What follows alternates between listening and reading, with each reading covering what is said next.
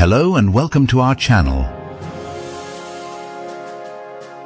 The Soviet Union during World War II was a powerhouse of innovation and production, churning out weapons that became the backbone of its Red Army.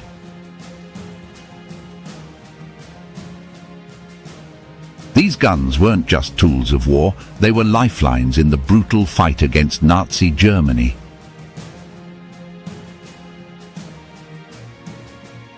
Today, we're going to explore the deadliest Soviet guns of World War II, weapons that turned the tide on the Eastern Front.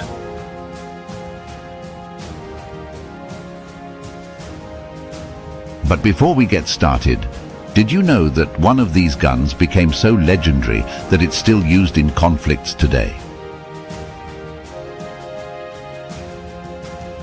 Stick around to find out which weapon earned its place in history as the ultimate urban warfare tool.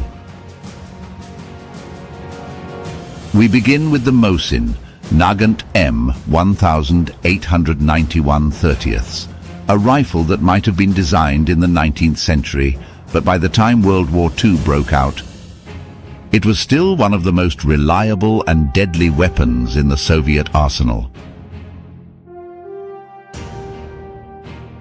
This bolt-action rifle was used by millions of Soviet soldiers, but it truly earned its reputation in the hands of snipers.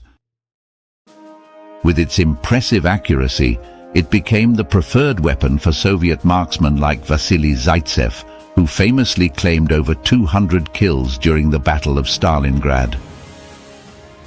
The Mosin Nagant wasn't just a rifle, it was a symbol of Soviet tenacity, a weapon that stood the test of time through some of the fiercest battles of the war.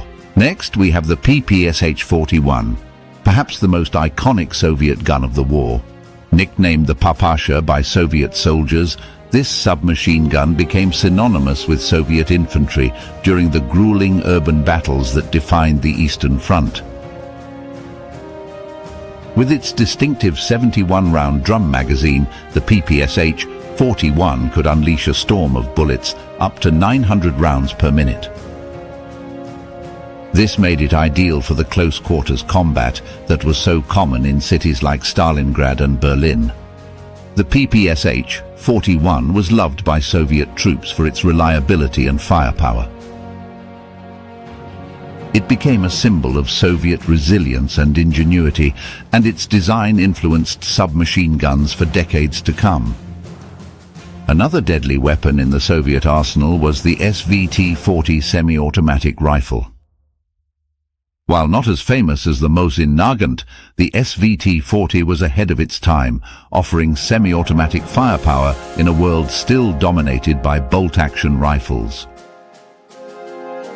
Capable of firing 10 rounds from a detachable magazine, the SVT-40 provided Soviet troops with a significant advantage in terms of rate of fire. It was especially favored by elite units and was even adapted into a sniper variant. Though it wasn't produced in the same numbers as other Soviet rifles, the SVT-40 proved that the Red Army was capable of fielding advanced firearms that could go toe-to-toe with the best Germany had to offer. For close-quarters engagements, Soviet officers often turned to the Nagant M1895 revolver, a sidearm that was as rugged and reliable as the soldiers who carried it. The Nagant revolver had a unique gas seal system that made it one of the few revolvers capable of being effectively suppressed. This feature made it a favorite for clandestine operations and executions. Although its design was dated by the time WWII rolled around, the Nagant M1895 continued to see widespread use throughout the war. A testament to its durability and the Soviet Union's ability to make the most of every resource. Finally, we come to the PPS-43, a submachine gun that was designed as a more compact and cost-effective alternative to the PPSH-41. The PPS-43 was designed with mass production in mind, using fewer materials and simpler construction methods than its predecessor.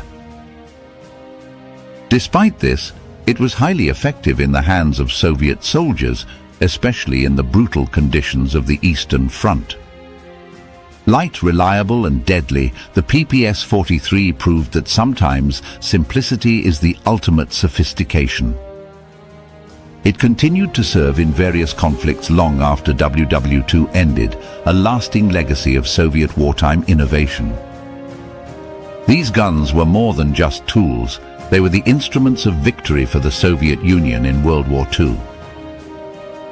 Each weapon played a crucial role in the Red Army's fight against the Axis powers, and their legacy can still be seen in conflicts around the world today. And that gun still in use today? The PPSH-41, with its enduring design and formidable reputation, remains a favorite in various conflicts, proving that Soviet engineering was truly ahead of its time.